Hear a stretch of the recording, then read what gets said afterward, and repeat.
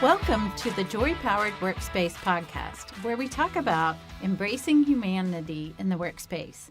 I'm Jody Curtis, owner of Purple Ink and author of Joy Powered, Intentionally Creating Inspired Workspaces, and also the book, The Joy Powered Family. With me today is my good friend and colleague, Susan White, a national HR consultant. Our topic today is HR technology. Susan and I both have experience with HR technology, but certainly don't claim to be experts. No. So we've invited our friend and expert, Jessica Stevenson. I consider her to be a technology super user in both HR and with social media. Jess, tell us about yourself and your personal experiences with HR technology. Thanks for your kind words and for inviting me to join you on the podcast. I'm excited to have this opportunity and definitely love talking about bringing HR and technology together. My background is in human resources and marketing, and I've always worked for smaller, fast-growth organizations. I'm the Vice President of Marketing and Talent for the Indianapolis-based HR software firm ExactHire, as well as President-elect for my local SHRM chapter. So I'm passionate about working at the intersection of HR technology, content marketing, and digital media.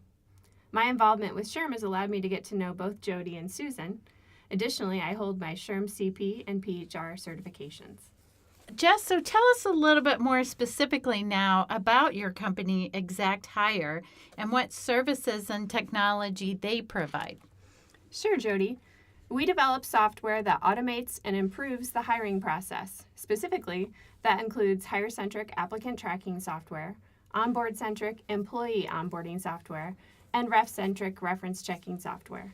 We also have relationships and some integrations with a handful of employee assessment providers. All of our applications follow the software as a service model, commonly known as SaaS. You know, interesting. Jess, we're so glad to have you. And I have been seeing more and more companies using ExactHire. So did you start in Indianapolis? And really, how large are you? Yeah, we are headquartered in Indianapolis. We are a smaller organization, but that works well because we largely work with smaller and medium-sized employers as well. And so we've been around since 2007. Ah, that's great. Jess, one question I'd like to start with up front that I think is critical for many HR professionals and or organizations. I hear many HR professionals claim that their organizations will never go for new or upgraded technology, but they're not even asking the question sometimes. So how do you make a business case for incorporating more or new HR technology in your organization? That's a good question to start things off, Jody. I think making a business case starts with a discussion on how change can make the company more profitable. One of the primary reasons making a business case to senior management remains a challenging task is because the language and analytics traditionally used by HR professionals may not be as compelling to others in leadership roles. For instance, while turnover percentage and time to fill are reliable indicators to many in the HR space, these HR metrics don't necessarily translate well to CFOs, COOs, or presidents. So for example, when adding applicant tracking or let's say onboarding software, some HR leaders focus primarily on justifying these new applications by focusing on efficiencies gained and or time saved for staff. While these points certainly have merit, they also fall outside the common terminology of many finance and ops leaders. Because efficiency and staff time saved in HR are difficult to quantify and not as directly attributable to the bottom line, these savings may be discounted or dismissed entirely. However, focusing on what direct impact those efficiencies can have on the revenue growth or profitability of the organization changes the conversation completely, I think. Identify the KPIs that impact business outcomes, and then paint the picture of how those business outcomes can be positively changed as the result of new tech implementation. Don't forget to record benchmark levels for your key performance indicators, and organize your findings for senior management. I like to consider a SWOT analysis in which you're illustrating strengths, weaknesses, opportunities, and threats, and then spread the word to gather internal support from those who will be most heavily impacted by the software application. Jess, does ExactHire help companies put together those business cases or even go through the SWOT analysis? It's not something that we specifically market as offering, but we're always happy to help have that conversation with senior management if the person who's responsible for software selection isn't necessarily the decision maker. We have a lot of robust content resources and blogs and ebooks and white papers that specifically talk about how to make a business case to senior management, and we are always happy to talk through the questions that you'd want to consider as an organization before you make that case that will help you go down the right path. Oh boy, I think that's helpful. I think that's where a lot of HR departments, especially if they're just a department of one, really struggles to figure out, how do I sell this? So I think those are terrific ideas. Yeah, Susan, I think we just got some great information for another podcast out of Jess's answer about talking to CFOs and senior management and using metrics and data. All of that could be a whole nother conversation, not just for HR technology, right, but about growing your department or any other resources you need in HR. So very helpful. I think so too. I think how to build a business case and really help your leadership make data-driven decisions. Right. Makes sense. Oh, there you go. That's our header right there. Yeah. Sounds good. One other assumption that I believe many organizations and HR professionals fall into is that they are convinced or persuaded, maybe, that their HR technology must revolve around their payroll system. What are your thoughts on this, Susan and/or Jess? I can start things off, Susan. Yeah, we certainly encounter employers pondering this question frequently, and what's right for one organization won't be ideal for another, not surprisingly. There are advantages and disadvantages to each approach, so I'd suggest asking 5 questions to help determine which approach might be best for your employer. First, what are the overall priorities of your organization and for your HR department? For example, how important is recruiting relative to other HR functions? What about employee onboarding or even performance management? If hiring is not a high volume activity, then that probably points you in one direction versus another. Second, how much hiring will your organization do over the next year or 2? Your projected hiring volume is going to impact your choice, and it might also tie into the next question, which is, what specific applicant and/or employee data do you want to be pushed into payroll? So, once I've hired someone, what exactly from the applicant tracking or recruiting side should push into payroll? And once those items are pushed, will I still need to key in additional info such as social security number, birth date, etc.? Because an applicant tracking system wouldn't necessarily house that kind of sensitive information in the first place. Now that's a bigger question on the ATS side than the onboarding side. That is, if you're pushing from an onboarding application into a payroll module. Make sure you understand what that is and make sure you understand how important it is and how much of it there is when you're considering integration with payroll.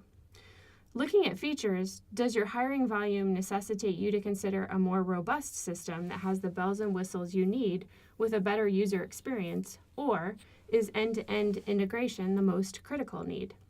How will your needs look next year or in a few years compared to today? And finally, price. Is there a notable difference between the options? If there is, what is the opportunity cost of choosing one solution over another in terms of sacrificing a more robust feature set, or conversely, in time spent importing data in the absence of an integration option? In the companies that I've worked with, sometimes it did make sense to make sure that payroll was a important component of helping us select what type of HR technology. I would say at a minimum, it makes sense. If payroll happens to be housed under finance or especially another area other than HR, that to have somebody from that area, at least on the team, that helps think through the technology selection. Because at some point in time, we would like for them to be able to at least play friendly with one another. Definitely. Right. And you're right that many payroll systems are of a wide variety of of quality for other modules, but I always try and remind people that payroll companies are focused on payroll, and what might be really good, where they might be really good on payroll doesn't mean they're really good at applicant tracking systems. Right. That's not to say, though, again, that they don't have a good one, but I find that many of those extra models are pretty basic type modules, and going back to all of your questions, Jess, the more the more you need them, what your numbers, your volume, all that should determine that, and not feel forced to just look at technology as more modules to your payroll system. Mm-hmm. I did have one question, though, for you, Jess. What do you mean? You mentioned the word end-to-end integration. Can you explain to our listeners a little bit more about what that means?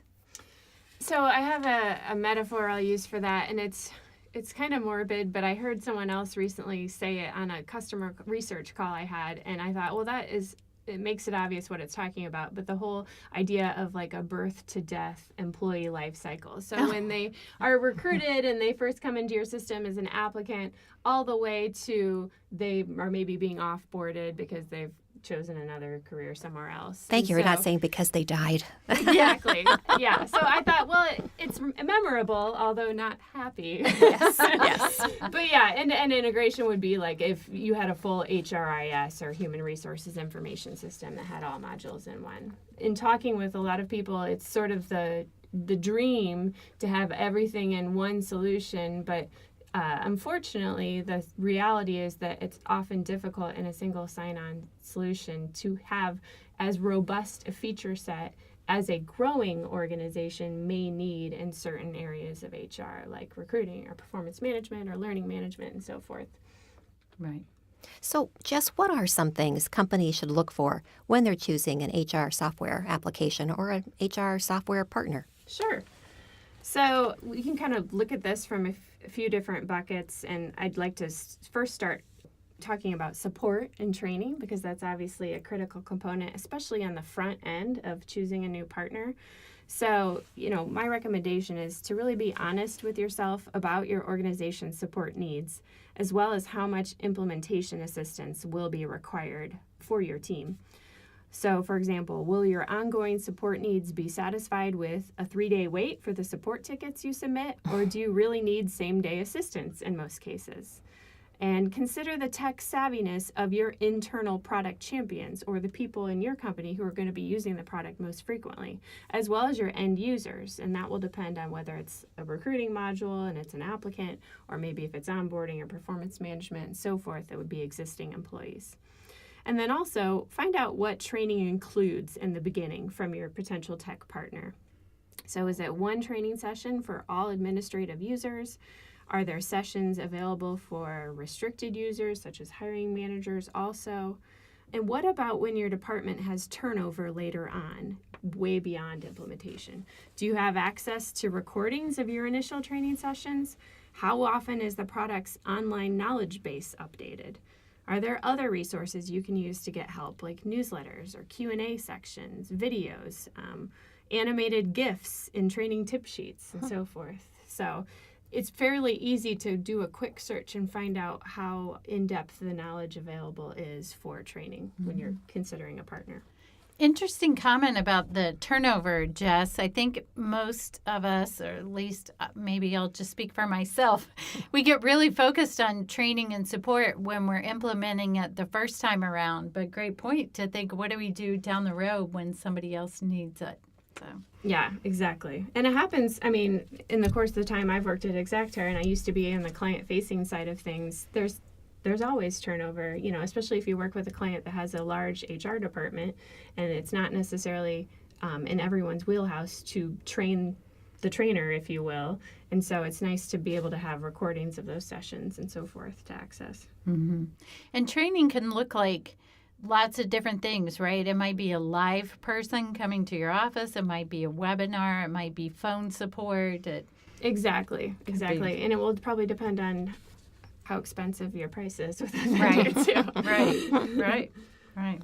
So as a HR manager in a company, what are some of the things that I need to really think about in my organization when I first start this journey trying to find a software application? Sure. That's a great question, Susan. And, it really starts with knowing your own organization to be able to find the best vendor or application for your needs. So, know your true needs versus what I like to call your icing on the cake wants when it comes to functionality. And so your priorities will likely be impacted by a variety of factors, such as your organization size, of course. What works for for a manufacturer of 350 employees is going to be vastly different compared to a pharmaceutical company of 10,000 or more employees, of course. The industry in which you work. For example, some industries have very specific hiring requirements, such as trucking or security. Your compliance needs. Are you subject to affirmative action plan reporting? Do you work with E-Verify? Do you utilize the Work Opportunity Tax Credit, WOTC? What are your average number of hires per year? You might be a small organization, but if you just got a bunch of venture capital funding and you're going to be hiring 150 employees in the next 2 years, then your organization is going to look a lot different. Whether or not you have a decentralized or centralized organization structure. Of course, the budget allocated to HR tech spending. Your need to integrate with any existing applications, and consideration given for whether those other applications are hosted on internal servers or if they're cloud-based following the SaaS model. Your organizational growth plans, so what are your future scalability needs, and then your potential need to move data from one system to another in the case that you are leaving another provider for a new one, for example. And in evaluating these factors, remember to consider the needs of stakeholders such as HR administrators, hiring managers, supervisors, employees, and payroll and finance partners. Great responses, Jess. I know with our clients, I just see so many times that a small organization has a software that's designed for a very large organization, and they're way overpaying for features that they're not even using. But on the same token, I see the opposite side too, where people are trying to do so much manual work when a very simple software system could do the trick for them at a really fairly minimal price. So it's good to go through this. People, I think, sometimes get referrals from other companies about software that works or about training and support, but they're not thinking about how big is that organization or what does that organization do or what's their turnover, etc. So we mentioned earlier about making a business case to sell technology to senior management. So I'm still kind of stuck on this. I wonder if you have thoughts about how can we get technology vendors to help us develop this case, or what questions might we be asking them to help us support that? So with evaluating a tech provider's support resources, as we talked about earlier, I would also ask your tech vendor if they have any case studies, blogs, ebooks, or other content that help provide tips on how to make a business case, as well as specific ideas on which key performance indicators might be the most well received by senior management. To elaborate on what Susan and I discussed earlier, for example, talk in the language of profit per employee or revenue per employee rather than turnover. Additionally, if it's important for your tech vendor to partner with you in discussions with your senior management team, go ahead and ask for that. At ExactHire, we know that the product itself is not the only key to success for our clients. We strive to provide timely content that will help our users make the most of not just their product usage, but also how to tackle thorny HR topics they encounter on the job that might loosely relate to an aspect of our product. For example, tips on I-9 audits, the latest on work opportunity tax credits, which states have adopted ban-the-box legislation, or even that now restrict salary history questions, for example. The one thing I would add to any business case is making sure that whatever you lay out really aligns to the mission, the vision, the values, or the current objectives of that company. And it seems like most companies today are asking for employee engagement, more of it. They're asking for career development, career pathing, and it's just like a no-brainer that bringing in HR technology can help an organization get better at some of the things that probably that company's striving to do. Absolutely. So, Jess, what do you do when an HR technology solution really works well for the HR team? It helps them keep compliant, it helps them meet their goals, but it's not always what works best, perhaps, for the other users in the organization or even the candidates. Thanks for that question, Susan. And your approach will probably depend on whether you're implementing a brand new HR application Or perhaps if there's been turnover and you're the new person coming into an existing application as well and trying to meet the needs of all users. So, considering the user experience, both internal administrators and hiring manager level users, as well as applicants or existing employee end users, considering all of those users' needs is critical to successful technology adoption. So if you are in a position to select a new software application, there are some questions you can ask to assess whether you're on the right track. Consider to what extent other specific groups in your organization will use the application. It may be more important to meet some groups' needs than others. So first off, how easy will it be to encourage others to consistently use the application? Seems like a no-brainer, doesn't it? But it is an important starting point. Next, will you need to do some due diligence to train people on how to use it? Or does your partner do all that? In either case, which will be the most well-received by your employees? Will it be pulling teeth to get others to use the software? Kind of a reiteration of what we asked earlier, but a more graphic, easy to answer question. And if it is like pulling teeth, consider the reasons why it may be. Is it because you're pursuing the wrong software? Or are employees overloaded with work and or not as tech savvy in some areas as well? Where will others use your software? Will they be mostly on their desktop, or will it be via phone while they're on the go? This answer will vary widely depending on whether you are looking at tech companies, healthcare, and or manufacturing clients, for example. If it's while on the go, then make sure the interface of that software is mobile friendly. And finally, does the software have an employee self-service orientation that will ensure your data remains accurate into the future? That is, employees can make their own changes as their circumstances change. I love self-service, for a lot of reasons. Yeah, me too. An interesting point too, Jess, on the mobile technology. I forget what the statistic is, but I saw somewhere recently about the number of applicants applying for jobs on applicant tracking systems is some crazy number, like 75 to 80% are actually done on their phone versus a computer. So it might not be exactly that, but it was a number significantly higher than I would have ever dreamed. Yeah, and more, and more organizations are moving to such short applications to encourage mobile applicants to convert. Right. Some of them only take a minute.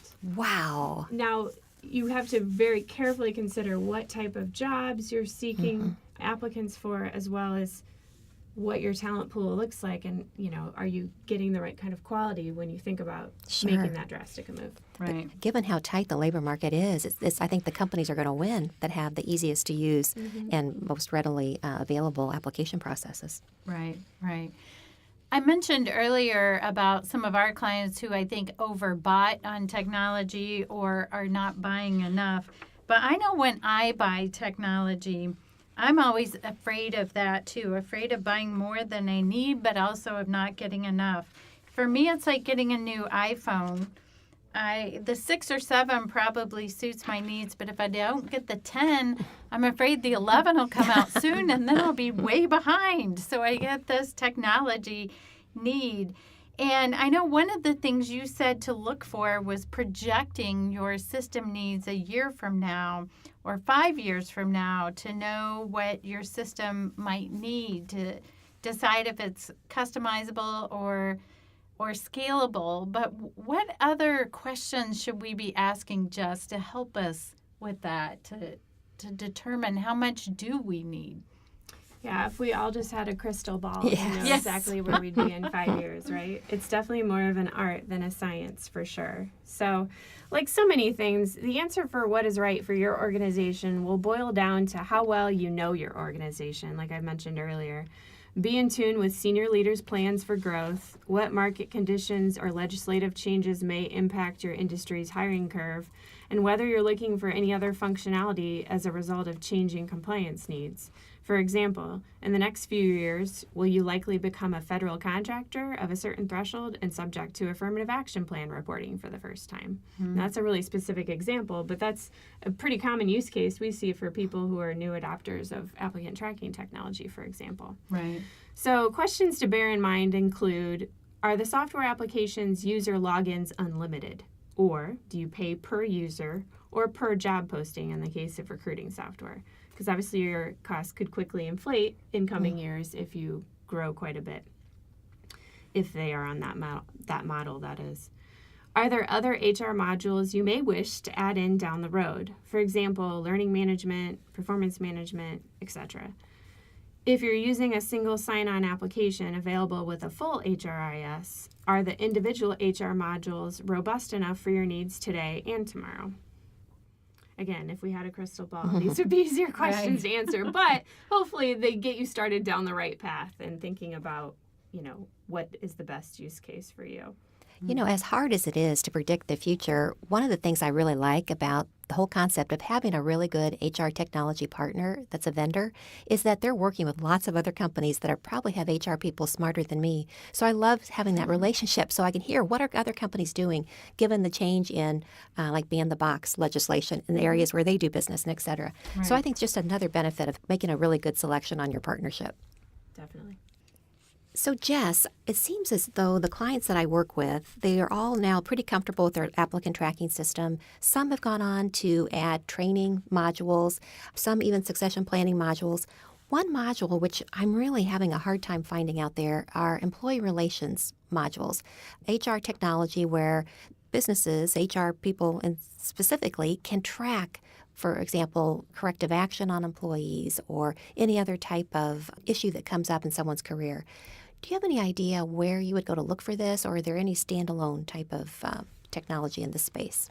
That's a great question, and I am probably not the best person to answer that because I, off the top of my head, can't think of anything very specific to employee relations. My guess is that some of the performance management applications out there may have an element of that, or depending how the organization sets expectations around how they would use that system and enter data. I mean, I would think that you could do things like PIPs and so forth in a performance management type of application. That is not one of the modules that we focus on yet at ExactHire, although it may come down the road. Good. I do think there's a need. I had worked for a very large company who built their own, and then we were able to really start to see across the U.S. anyway, where we would have an uptick in, for example, complaints about different managers. It also helped us understand if we were having involuntary terminations happening somewhere, should we go back and look at our training? It really helped us get ahead of hopefully some trends that we were starting to see. Yeah. So, that does bring to mind not exactly what you were asking about, but something that might help unearth some of those trends that would help you take action is the whole idea of employee pulse surveys, whether you use a provider like maybe a Tiny Pulse, or I think there's also Office Vibe is another one. There's a handful of them on the market. I did a trial of Tiny Pulse myself, and the whole idea is to every week or maybe every couple weeks, depending on what frequency is right for your organization, to launch a mini survey of 1 or 2 questions to probably your entire population, or maybe if you're focusing on different divisions, you could do it that way. But just a question to gather insights about what's the pulse of your workforce, how is culture, how is engagement, and so forth. And then you would anonymously gather all of that feedback. But then some of the tools allow you to then, without knowing who made the comment, respond to that person for additional clarification, but still retain the anonymity of that person. I'd love to see that. It does open up new possibilities to like pinpoint a potential issue, maybe even within just like a department, if the department's big enough or something like that. Another thing that some of those tools will allow you to do is essentially leave happy notes, from one employee to the other, like anonymously praise someone. And, I think most of them probably have a moderation feature where, an administrator can make sure that indeed it is a happy note. And not harassment. Exactly. But, a tool like that, could be either a replacement for or a supplement to like an annual employee survey, because it's so hard to get some people to want to fill that out because it's so long, and then you only get feedback once a year. So the idea of the poll survey is to get it throughout the year so you can make actionable change happen more regularly.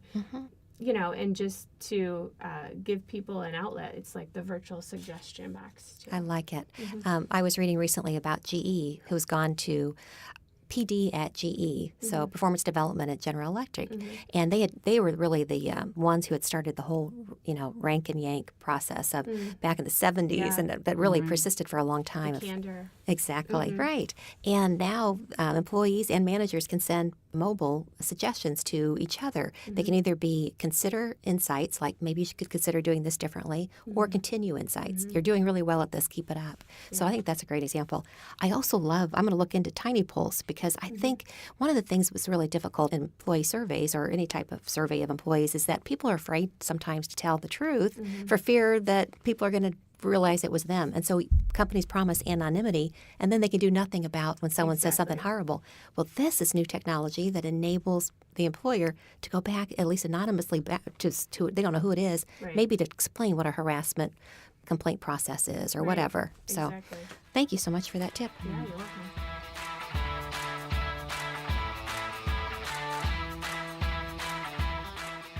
The Joy-Powered Workspace podcast is sponsored by the InkPad. Looking for a unique and memorable space to host your next off-site meeting, training, or event? The InkPad, located in Carmel, Indiana's City Center, offers a creative and inspiring environment for groups of up to 30 people with a flexible setup that can be configured to fit your group size and event style. Go to booktheinkpad.com to learn more and mention our podcast to get $50 off your first booking. So, Jess, one of the other big benefits, I think, of having really good HR technology is being able to pull data as you need it so that our leadership can make data-driven decisions. How do we know how easy it's going to be to really get data insights out of the HR technology we might purchase?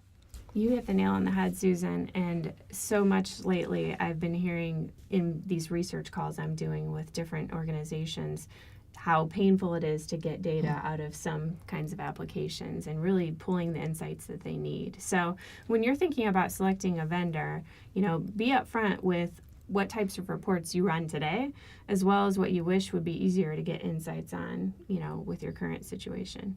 So then as your new tech partner answers those, they'll tell you if they have those available canned reports and if those reports are sufficient to meet your needs. And also find out if there's a report building tool available to get insights on demand. If not, then what does it look like in terms of time and cost to get reports created by your vendor? Is it super time consuming and or expensive for those one-off requests? Jess, is it okay to ask technology vendors for references and for a list of their clients that are using the software that we might go to get some insight? I feel like it's a little bit about checking references for new applicants, which I'm a fan of, and I believe companies should do more of that. But I also think some companies think, well, of course, they're only going to give me good references, so maybe I shouldn't even take the time. And maybe that's the same with technology vendors. But honestly, sometimes when I have called for references on technology, I feel like I don't know what I don't know to ask. Any thoughts on that? Yeah, that's a great point. And I can see both sides, like you're only going to get good references from the references they provide you. But from that standpoint, it's helpful to talk through, well, how did they customize things? And maybe they help you think of those questions you wouldn't have thought to ask just by sharing what their experience is. So I would say absolutely ask your potential vendors for client references.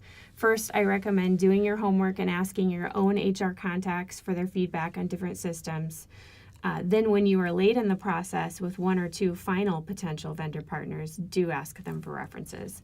Additionally, vendors may have content in the form of blogs, white papers, etc. that highlights customer use cases and illustrates how they've used products to solve specific customization and or reporting requests that might be relevant for your organization. Recently, I've seen more use of social media to get feedback on technology, too, where people just go into a Facebook site with common users or, an HR site and ask the question, hey, I'm looking at the software, any input on that? I guess that might be a way to get some unsolicited feedback as well. Yeah, absolutely. And I certainly troll those social media sites to help offer that feedback sometimes too. And there are a number of software directories these days too, like Capterra, Software Advice, GetApp are all popular software directories where you can find a ton of content about what other users of those software systems have said specifically. But again, take those with a grain of salt because those organizations do a lot to get providers to get people to do references as well. They are helpful for specific comments, but I would also, like I said, rely on your own contacts and your own social media networks too. I think that makes great sense.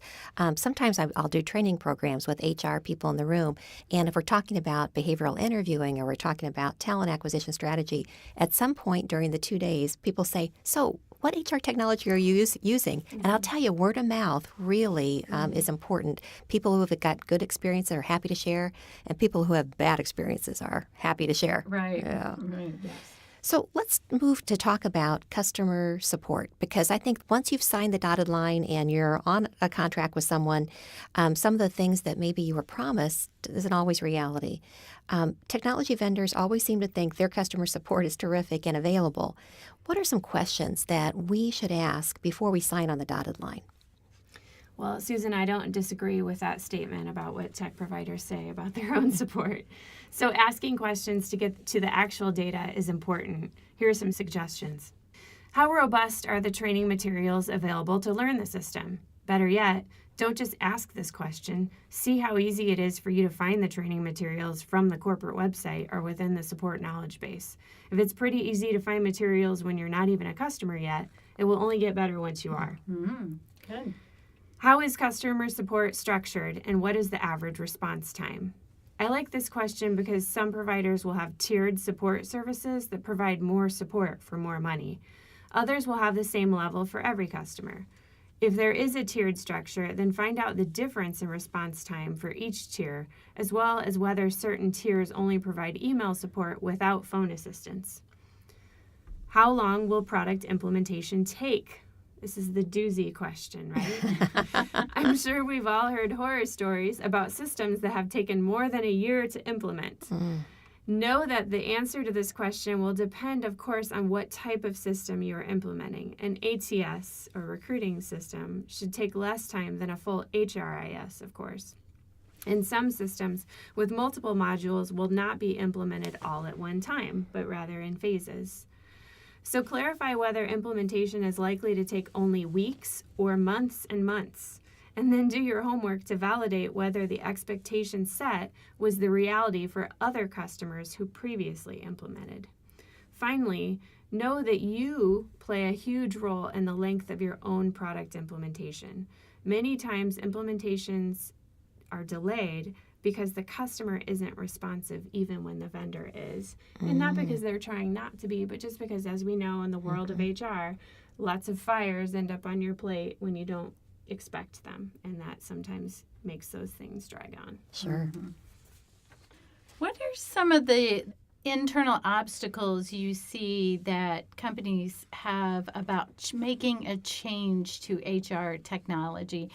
So assuming they already have technology on hand, but they want to go to a different vendor. I think there's always a fear with technology that you're going to lose all of your information. Or I know sometimes even with payroll systems, I've heard companies say, oh, you can only change payroll at the end of the year before going in. And I had a payroll vendor tell me one time that was actually the worst time to change your payroll, because year end was such a busy time for them, and that implementations really went much smoother if people would change in the middle of the year. But some of those fears are real too. What other fears do you see with making a change? Well, your comment just gave me another idea that I would say, Jody. So I'll start with that one. So, I mean, in my experience, they all fall into these buckets. And that first new one being, what does the contract look like for your existing vendor versus a new vendor? Is it an annual contract that locks you in for a whole year? Or is it month to month with like a 30-day opt-out, which, by the way, that's what Exact Tires is. And so that's not too uncommon with a SaaS model when you're doing things in a cloud-based format. So other internal obstacles would, of course, be budget. If you're needing to move to a more robust application that has a higher price point, it could take some time to make the business case, if you will, for senior management to approve that. The staff bandwidth of your HR department is a huge factor, and what I hear about frequently from prospects and from customers. So, you know, whenever you make, especially if you're changing from one system to another rather than going from no system to a new system, I think changing from one to another might sometimes be more difficult depending on how much help your new vendor gives you. Right. But your old vendor isn't always super helpful. They're not feeling really good about this, right? Exactly. So there's that nuance to navigate. But yeah, how many people you have available to kind of be heads down and working on this. Getting employee and or hiring manager buy-in to change, of course, like we talked about earlier with the business case. Perhaps a lack of desired integration options in a new system. So if you have a number of other existing applications and you absolutely want that end-to-end or seamless integration between those and a new product, then you may be limited on certain products having that integration already built. A lack of awareness about new features available in the market. The technology space is always changing. There's always new things becoming available. And if, again, you have a bunch of HR fires on your plate, you may not have the time to do the research to know what you don't know yet, right? And then I think this is a huge one with any kind of technology. Inertia, right? The pain of making a move from an existing system just because you maybe sometimes inflate how bad it would be, but perhaps it is certainly disruptive to what your normal work life is. Sure. Well, you know, Jess, of all the HR technology that's available now for HR professionals, when I work with a small business, I usually suggest the one I would start with is applicant tracking. That can actually change your life and also probably make you a much better operation, not only from compliance standpoint, but also with your employment brand and bringing new talent in. So specific to an applicant tracking system, how might we really integrate the concept of the candidate perspective? What is the most important elements to consider to make sure it's a positive candidate experience? And what issues have you had engaging applicants or employees in the past? Thanks, Susan. And you're right, applicant tracking software is often the gateway software application for the small but growing organization. So when considering the applicant experience, it really comes down to interface and time, particularly in the last few years as we see more and more people applying on mobile. So you have these considerations. What is the employment application length, and is it easy to navigate, like we touched on earlier? Is there a mobile-friendly interface so that we don't have to do finger gymnastics to squeeze and expand things to be able to read them? Can candidates find your job postings where they would expect them? For example, does your software integrate with popular external job boards? Do you have the ability to easily post listings to social media networks and so forth? And I know we were talking about the applicant experience, but if we also expanded that to include employee onboarding and just HR software in general, think about the time it takes your end users, whether they be applicants or your existing employees, to complete items. So on the onboarding side, that might be paperwork or updating employee data in a self-service model.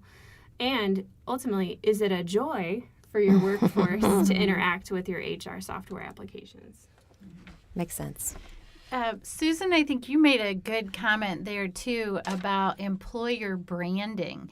You know, I've heard applicants say before that they went to a particular site to apply for a position, and it was too cumbersome. It was too long. It was frustrating. And so they just didn't even apply.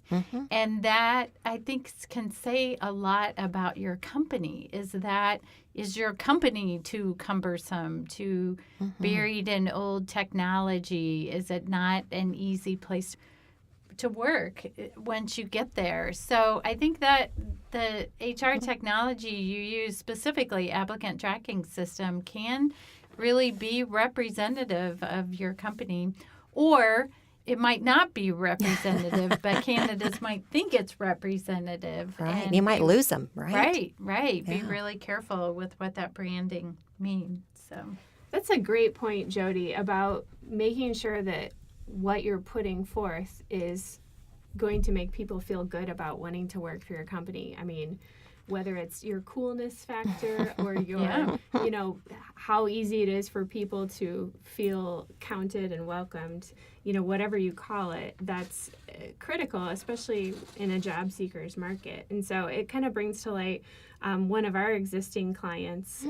Marla Galasso, who's the manager of recruiting support services for our client BSM Consulting. And I'll share a comment that she made about how moving to an HR software application, and in her case specifically applicant tracking system, has made her life easier and the candidate experience better and the business stronger. Oh, good. Please. And so Marla writes, our business model is assisting healthcare clients finding leaders and providing for their practices.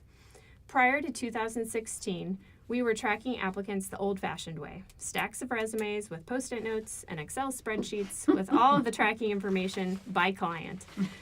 We were investing between 6 and 8 hours per day just updating the tracking spreadsheet because we knew that there was the possibility we would have to be prepared for an EEOC audit of any of our clients because they are a consulting firm. Sure.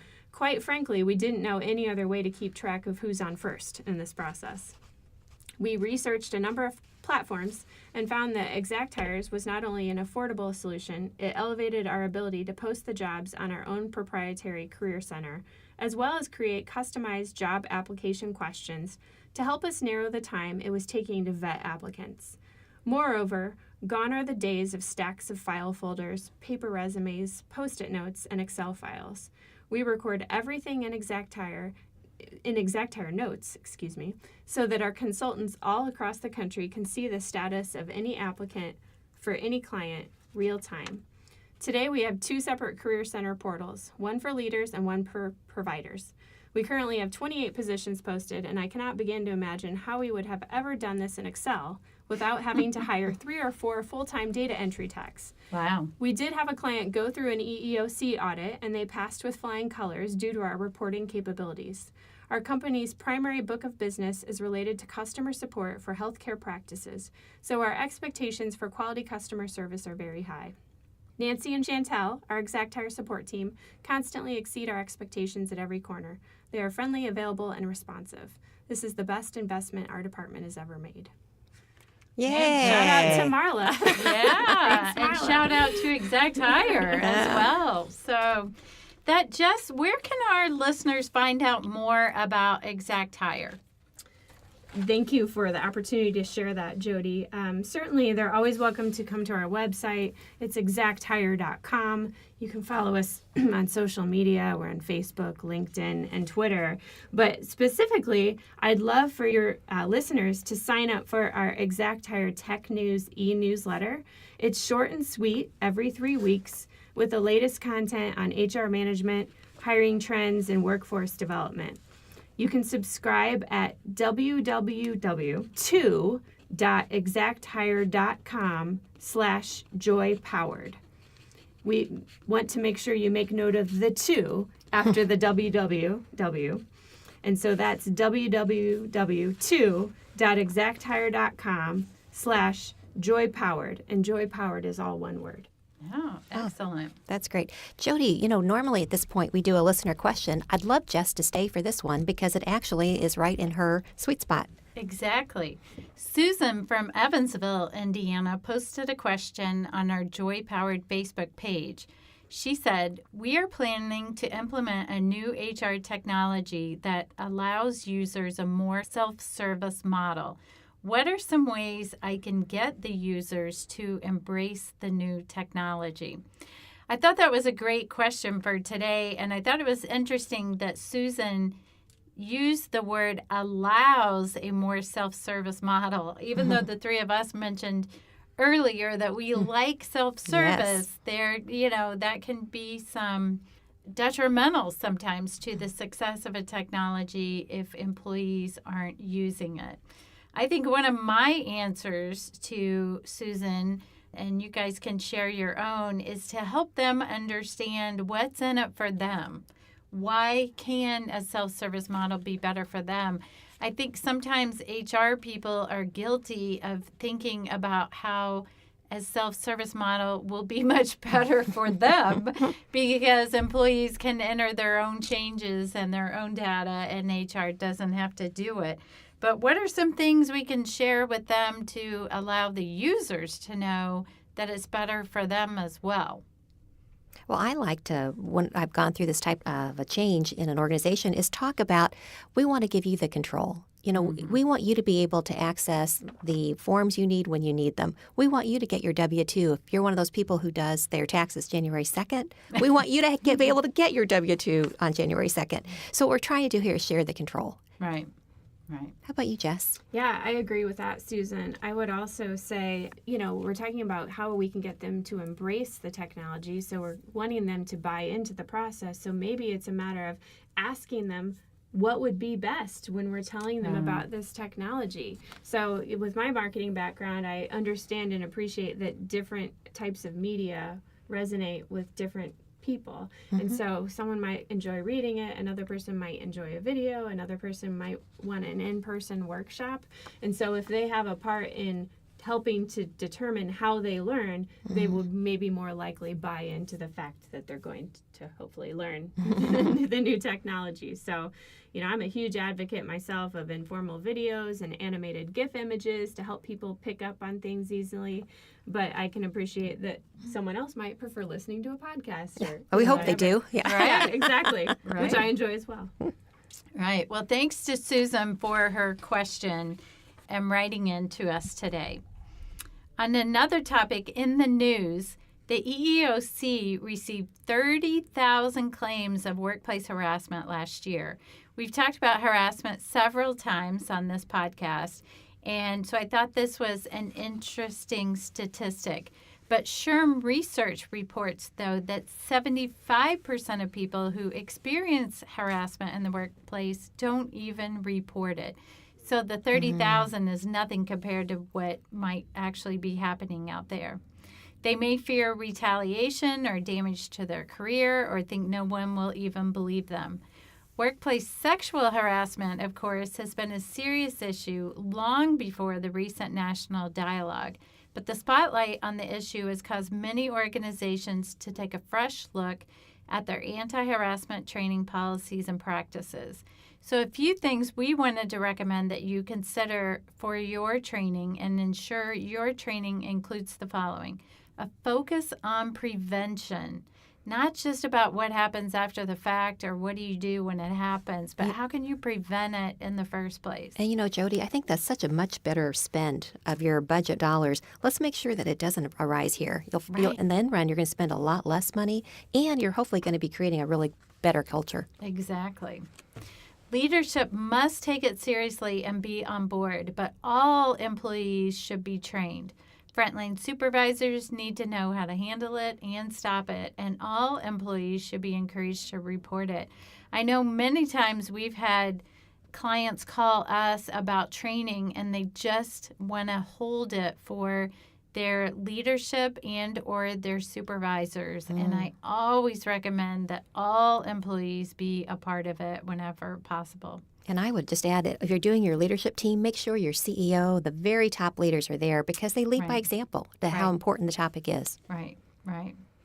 And thirdly, make it clear that all harassment is unacceptable, not just the hot topic of sexual harassment. So please tune in next time. Thank you for listening today. If you have missed any of our podcasts, you can catch all episodes for free at iTunes, Google Play, or Podbean by searching on the word Joy Powered. If you have questions on any HR topic, you can call us at 317-688-1613 or give feedback on our podcast via our Joy Powered Facebook account or on Twitter at Joy Powered. We welcome listener questions and comments. Jess, thanks so much for coming today. We really enjoyed having you. Thanks so much for having me. It was great. Thank you. If you would like SHRM recertification credit for listening to this podcast, please visit getjoypowered.com/SHRM. You'll find an evaluation of the podcast, and once you complete the evaluation, you will see the SHRM recertification credit code and a link to a proof of participation certificate. Again, that's getjoypowered.com/SHRM. Thank you for listening, and thanks for your dedication to the HR profession.